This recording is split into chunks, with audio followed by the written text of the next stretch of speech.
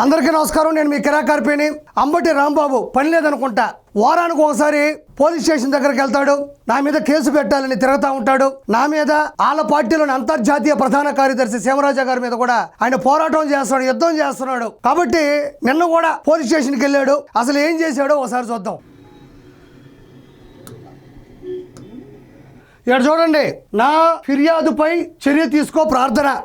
ఇది ఎందుకు పెట్టాలంటే కిరాక్ కార్పి ఏమన్నా అవినీతి చేసినాడా, కిరాక్ కార్పి ఏమన్నా మోసం చేశాడా, కిరాక్ కార్పి ఏమన్నా మర్డర్ చేశాడా, కిరాక్ కార్పి ఏమన్నా ఇసుక గ్రావులు వైన్స్ పట్టుకుపోయాడా, కిరాక్ కార్పి ఏమన్నా ప్రజల సొమ్ము దోచేశాడా? లేదు కదా. మరి ఎందుకు అట్టపెట్టులు పెట్టుకొని చర్య తీసుకోమని తెగ తిరుగుతా ఉండవు? ఇది పెట్టుకోవాల్సింది దేనికంటే మా గురువు గారు, మా నాయకుడు జగన్మోహన్ రెడ్డి సొంత చెల్లిని కన్నతల్లిని బయటికి దోసేశాడు. వాళ్ళు మళ్ళీ ఇంటికి తీసుకొచ్చేటట్టు సహాయం చేయండి అని దీని మీద రాసుకోవాలా. సొంత బాబాయిని అడ్డుగా ఉండాలని లేపేశాడు. దాని మీద విచారణ త్వరగా జరిపి జగన్మోహన్ రెడ్డి గారికి జైలు శిక్ష విధించాలని తిరగాల. ప్రజల్ని మోసం చేశారు కాబట్టి దాని మీద నేను ఇక్కడికి వచ్చానని చెప్పుకోవాలా. జగన్మోహన్ రెడ్డి మీద ఈడీ స్కామ్ కేసులు 32 ఉన్నాయి. త్వరగా విచారణ జరిపి శిక్ష ఇయ్యాలని పట్టుకొని తిరగాల. లేదంటే లెక్కర్ స్కామ్ లో ప్రధాన ముద్దాయిగా ఉన్నాడు జగన్మోహన్ రెడ్డి, అది కూడా త్వరగా కొలిక్కి వచ్చే మా అన్నకి శిక్ష ఇయ్యాలని పట్టుకొని తిరగాల. అమాయకుడైన అనామకుడైన ఆర్పీ మీద కాదు, సీమరాజా గారి మీద కాదు, గుర్తుపెట్టుకో. ఇంకోటి, ఇంకా వీలైతే అన్న చెప్పా పెట్టకుండా చట్టాన్ని ఉల్లంఘిస్తూ శాంతి భద్రతలకు ఆటంకం కలిగిస్తూ వేల మంది జనాల్ని కల్తీ మద్యం పోసి గంజాయి పోసి సామాన్యమైన ప్రజల్ని ఇబ్బంది పెడుతున్నాడు పరామర్శ పేరుతో. అది ఆపాలని పట్టుకో. ఎందుకు ఈ కర్మ నీకు? మళ్ళీ ఇక్కడ చూడండి, 100% కిరాక్ కార్పి అనేవాడు మీ నాయకులతో, మీ జగన్మోహన్ రెడ్డితో, నీతో పోలిస్తే పెద్ద మనిషే. ఎందుకంటే నేను సమస్యల మధ్య పోరాడుతుండా, విలువలు విశ్వసనీయత విజనం ఉన్న నా చంద్రబాబు నాయుడు గారి కోసం పనిచేస్తుండా. మీలాగా అవినీతి సొమ్ముతో అజ్ఞానంగా ముందుకెళ్తున్నా మీ జగన్మోహన్ రెడ్డి కోసం నువ్వు పోరాటం చేసినట్టు నేను చేయట్లే. నేను మంచి కోసం పోరాడుతూ ఉండా. నాలో దౌర్భాగ్యం లేదు, దౌర్జన్యం లేదు, అవినీతి లేదు, అక్రమం లేదు. కాబట్టి నేను పెద్ద మనిషినే. ఆ మాట ఒప్పుకున్నందుకు నీకు 100,000,000 వందనాలు. సోషల్ మీడియాలో పచ్చిబూతులే. ఏందా పచ్చిబూతులు? ఒక 2 ఇరిపించో, లేకపోతే ఒక 2 కనిపించేటట్లు చేయి. పచ్చిబూతులే. పచ్చి ప్రభాకర్ కన్నా మాట్లాడానా, శ్రీరెడ్డి కన్నా మాట్లాడానా, పోసాని కన్నా మాట్లాడానా, అసెంబ్లీలో నీ మాదిరిగా ఆడపడుచు భువనేశ్వర్ గారిని మాట్లాడినట్టు నేను మాట్లాడానా, కొడాలి లేని భాష నేను వాడానా, వల్లభనేని వంశీ పాట నేను మాట్లాడానా, కొమ్మినేని శ్రీనివాసరావు వాళ్ళ పరివారం చేసినటువంటి భాష నేను మాట్లాడానా, నేను సమర్థించానా? నిన్న కాక మొన్న ప్రసన్న కుమార్ రెడ్డి ఆడపడుచు ప్రశాంత్ రెడ్డి గారి గురించి మాట్లాడిన మాటలు నేను మాట్లాడానా? ఏది ఒకటి చూపించు, ఒకటి వినిపించు, దమ్ముంటే చూపించు, నేనే వచ్చి లొంగిపోతా. కిరాక్ కార్పిని ఎవరు బంధించక్కర్లా, నువ్వు కేసులు పెట్టక్కర్లా. నా మీద నేనే కేసు పెట్టుకొని నా జైలు శిక్ష నేనే అనిపిస్తా. నన్ను తిడుతూ ఉంటాడు, జగన్మోహన్ రెడ్డి గారిని తిడుతూ ఉంటాడు, మహిళ అయినటువంటి రోజమ్మ గారిని తిడుతూ ఉంటాడు, వైఎస్ఆర్ కాంగ్రెస్ పార్టీ కార్యకర్తల్ని నాయకుల్ని. నేను ఎవరిని తిట్టడంలే, ప్రశ్నిస్తుండా, ఎదిరిస్తుండా, మీరు చేసిన పాపాలని జనాలకి తెలిసేటట్టు చేస్తుండా. నేను ఆడ తిట్టాను? ప్రశ్నించడం తిట్టడమా, ఎదిరించడం తిట్టడమా? సమస్యల మీద పోరాటం చేస్తూ సమస్యల్ని ప్రజలకి అర్థమయ్యేలా చేస్తూ మీరు సమస్యల మీద చేసినటువంటి దౌర్భాగ్యాన్ని ప్రజలకు అర్థమయ్యేలా చేయడం నేను తిట్టడమా? నేను ఆడ తిట్టాను? నేను తిట్టింది చూపించమరు నువ్వు. రోజమ్మ గారు అంట. ఏదో రోజా గారు నేను ఏమన్నాను ఒకసారి చూపించు. ఆవిడ మాట్లాడినటువంటి భాష నేను వాడానా? ఒకసారి చూపించు. ఏదో మాట్లాడిస్తే జనాలు నమ్మరు. చూపించు నీకు దమ్ముంటే. దాన్ని పురస్కరించుకొని నేను 5/5/25వ తారీఖున ప్రూఫ్తో సహా ఆయన ఏ లింకులు ఎక్కడెక్కడ తిట్టాడు అనేవి కూడా ఇదిగో ఈ పేపర్ చూడండి అయ్యా ప్రజలారా. ఈయన ప్రూఫ్లతో సహా తీసుకెళ్ళాడంట. ఈడ యూట్యూబ్ లింకులు ఉన్నాయంట.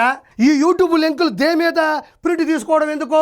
నీకు టీవీలు ఉన్నాయి కదా, అక్రమంగా సంపాదించిన డబ్బులు ఉన్నాయి కదా, నీకు పెద్ద మానిటర్ ఉంది కదా, లేదా 70mm స్క్రీన్ మీద, లేదా 35mm స్క్రీన్ మీద, లేదా సెల్ ఫోన్లో చూపించు. ఈ లింకులు ఓపెన్ చేయి. కిరాక్ కార్పి ఈ లింకుల్లో యాడ అసభ్యంగా మాట్లాడినాడు, ఎవరిని బూతులు తిట్టాడు, ఎవరిని అవమానపరిచాడు, ఎక్కడ వ్యక్తిగత హననం చేశాడు, ఎక్కడ క్యారెక్టర్ అసాసినేషన్ చేశాడో ఇక్కడ రాయడం ఎందుకు, ప్రింట్ తీయడం ఎందుకో ప్రజలకు చూపించో. నేను తప్పు చేస్తుంటే ప్రజలకు తెలియాలి. ఇది ప్రజాస్వామ్యం. ఇదేందోనంట పేపర్ మీద ప్రింట్ తీసుకొని లింకులు చూపించాడంట. చూపించేది నీకు దమ్ముంటే.